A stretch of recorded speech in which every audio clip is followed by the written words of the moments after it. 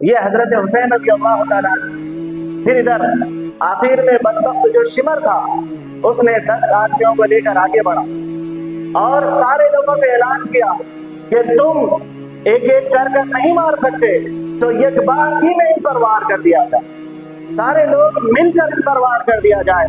تو یہ آواز نکلنی تھی کہ سارے لوگوں نے اپنی تلواروں کو اٹھایا اور ایک بار ہی میں حضرت حسین رضی اللہ تعالیٰ عنہ کو شہید کر دیا۔ ساری تلواریں چلی اور آپ کو شہید کر دیا گیا۔ جب شہید کر دیا گیا تو آپ کو اٹھا کر دیکھا گیا، 33 زخم نیزے کے تھے اور 34 زخم تلوار کے آپ کے جسم اتھر پر، اور تیروں کے زخم تو اس کے علاوہ تھے۔ یہ وہ حضرت حسین رضی اللہ تعالیٰ عنہ تھے جس کو نبی صلی اللہ علیہ وسلم نے فرمایا حسین منی وانا من حسین، کہ حسین مجھ سے ہے اور میں حسین سے۔ مگر جیسے پچھلے بتایا گیا کہ آپ کو خواب میں دکھایا گیا تھا کہ آپ کی امت آپ کے اس بیٹے کو شہید کر رہی۔ پھر ابن زیاد نے کہا جب سارے شہید ہو گئے تو ان کو اپنے گھوڑوں کے ٹانگوں کے ذریعے سے رونا جائے۔ پھر سارے بدبختوں نے اپنے اپنے گھوڑے اٹھائے، ان لاشوں پر چلانا شروع کر، ان کی لاشوں کو رونا گیا۔ کیا وہ زخم کم نہیں تھے کہ جو 33 زخم نیزے کے ہوں اور 34 زخم تلوار کے ہوں؟ ان بدبختوں کو یہ کافی نہ آیا کہ انہوں نے گھوڑوں سے بھی ان کی لاشوں کو روکا۔ پھر ابن زیاد گھوڑے پر بیٹھ کر حکم دیتا ہے کہ خلی بن یزید کو حکم دیتا ہے کہ تم حسین کے سر کو کاٹ کر نیزے پر چڑھاؤ۔ پھر خلی بن زید ابن زیاد کے حکم کی وجہ سے آگے بڑھتا ہے تو اس کے ہاتھ میں تھرتھراہٹ اور ایک قسم کی لرزہ طاری ہوتا ہے، وہ پیچھے ہٹتا۔ پھر ابن زیاد سنان بن انس کو حکم دیتا ہے، وہ بدبخت آگے بڑھ کر نواز رسول، جگر گوشہ رسول، شیر خدا حضرت علی رضی اللہ تعالیٰ عنہ اور خاتون جنت جس کا لقب اللہ کے نبی نے فرمایا سیدۃ فاطمہ سیدۃ نساء اہل الجنہ، آپ کے بیٹے کا سر مبارک کو آپ کے جسم اثر سے جدا کر دیتا۔ یہ ابن زیاد کا حکم تھا۔ سنان بن انس نے آپ کے سر مبارک کو الگ کر دیا اور نیزے پر چڑھا دیا۔ یہ رسول اللہ صلی اللہ علیہ وسلم کے نواسے ہیں، حضرت حسین رضی اللہ تعالیٰ۔ پھر آخر میں یہاں تک کہ ان بدبختوں نے آپ کو پانی پینے کا موقع نہیں دیا۔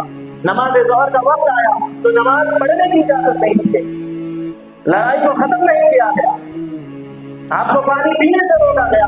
جو پانی یا نہریں، جو سمندر جن کے نانا کے صدقے بنایا گیا، جو جنت اور اس کی نہریں اور جتنی ساری نعمتیں ہیں، نواز حسین جو حضرت حسین کے نانا کے طفیل بنایا گیا، آج وہ امت آپ ہی کو پانی پینے کے لیے بنا کر آپ کو پانی پینے سے روکا گیا۔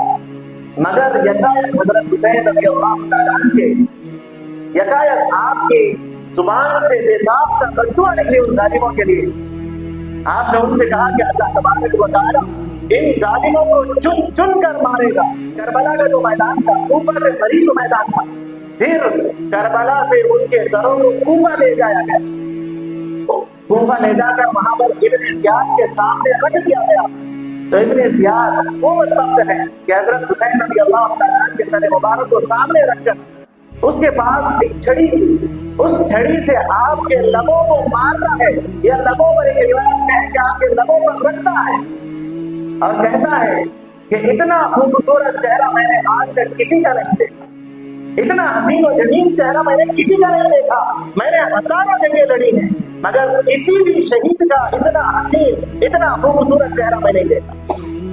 پھر ادھر سے زید بن ارقم رضی اللہ تعالیٰ عنہ صحابی کہتے ہیں، اے بدبخت، جو تجھے حاصل کرنا تھا تو نے وہ حاصل کر دیا، اب اس کے لبوں سے، حضرت حسین کے لبوں سے اپنی چھڑی کو ہٹا دے، اس لیے کہ ان لبوں پر بوسہ دیتے میں نے نبی کو کئی مرتبہ دیکھا، میں نے اپنے نبی کو دیکھا ہے کہ ان لبوں پر آپ نے کئی مرتبہ بوسہ دیا۔ یہ وہی سر مبارک ہے جس کو آپ نے اپنے کندھوں پر لے کر مدینے کی گلیوں میں گھوما ہے، تم نے ان کا کیا حال کر دیا؟ کہ اللہ تعالیٰ فرماتا ہے قُلِ اللَّهُمَّ مَالِكَ الْمُلْكِ تُؤْتِي الْمُلْكَ مَن تَشَاءُ وَتَنزِعُ الْمُلْكَ مِمَّن تَشَاءُ۔ اللہ تعالیٰ بادشاہوں کا بادشاہ ہے، جس کو چاہے بادشاہت دیتا ہے، جس سے چاہے بادشاہت چھینتا ہے۔ وَتُعِزُّ مَن تَشَاءُ، جس کو چاہے عزت دیتا ہے۔ وَتُذِلُّ مَن تَشَاءُ، جس کو چاہے ذلت دیتا ہے۔ اب یہاں پر آپ غور کریں، یزید کی بھی ہلاکت، حالانکہ اتنی ساری کارروائی کرنے کے بعد وہ کتنے سال زندہ رہا؟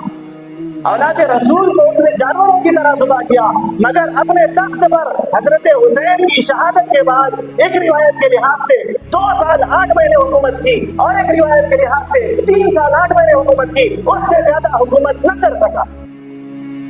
یہ حضرت حسین رضی اللہ تعالیٰ عنہ کو شہید کر کے کہاں جا سکتے تھے؟ اتنی ساری کوششوں کے بعد یا تو 2 سال 8 مہینے زندہ رہا یا 3 سال 8 مہینے زندہ رہا۔ اسی کو اللہ تعالیٰ فرماتا ہے ہم حکومت جس کو دیتے ہیں اس کو عزت دینا ضروری نہیں، اور ہم جس کو عزت دیتے ہیں اس کو حکومت دینا ضروری نہیں۔ اسی لیے اللہ تعالیٰ نے قرآن میں فرمایا وَتُؤْتِي الْمُلْكَ مَن تَشَاءُ وَتَنزِعُ الْمُلْكَ مِمَّن تَشَاءُ۔ ہم لوگ سمجھتے ہیں کہ بادشاہت میں عزت ہے، عزت نہیں ہے۔ بادشاہت یزید کو چلی گئی، مگر عزت قیامت تک حضرت حسین کے سر چلی گئی۔ اسی لیے اللہ تعالیٰ نے دونوں جملوں کو الگ کر کے دکھایا، ہم بادشاہت بھی دیتے ہیں، بادشاہت بھی چھینتے ہیں، کسی کو عزت بھی دیتے ہیں، عزت بھی چھین لیتے ہیں۔ تو لہذا یہ حکومتوں میں عزت نہیں، اللہ کی پیروی کرنے میں عزت ہے، رسول اللہ صلی اللہ علیہ وسلم کی پیروی میں عزت ہے۔ آپ خود بتائیں حضرت حسین نے اپنی گردن کو کیوں کٹایا؟ صرف اگر یہ کہتے کہ میں یزید کی بیعت کو قبول کرتا ہوں تو سارے کے سارے کوئی معاملہ نہ ہوتا، کوئی پکڑ نہ ہوتی، مگر حضرت حسین نے کہا کہ اس کی بیعت کو ہم مانیں گے نہیں، اللہ اور اس کے رسول کے احکامات کی تابع داری کریں گے، جو حکم چلے گا وہ اللہ کا چلے گا، جو شریعت چلے گی وہ رسول اللہ کی چلے گی، نہ کہ کسی اوباش عیاش کی حکومت یہاں پر چلے گی۔ بس یہی حضرت حسین رضی اللہ تعالیٰ عنہ کا کہنا، اور ہم تمام کو میسج اور پیغام پہنچا کر گئے کہ اپنی گردنوں کو اللہ کے لیے جب کبھی بھی وقت آیا تو کٹانے کے لیے تیار رکھنا، خود ہی نہیں بلکہ اپنی اولاد کو اپنی آنکھوں کے سامنے دیکھا کہ شہید ہو رہے ہیں۔ یہ کس کے لیے تھا؟ اللہ اور اس کے رسول کے لیے۔ اگر وہ وقت آئے گا تو ہم بھی تیار رہیں گے۔ پیغام حضرت حسین رضی اللہ تعالیٰ عنہ نے دیا۔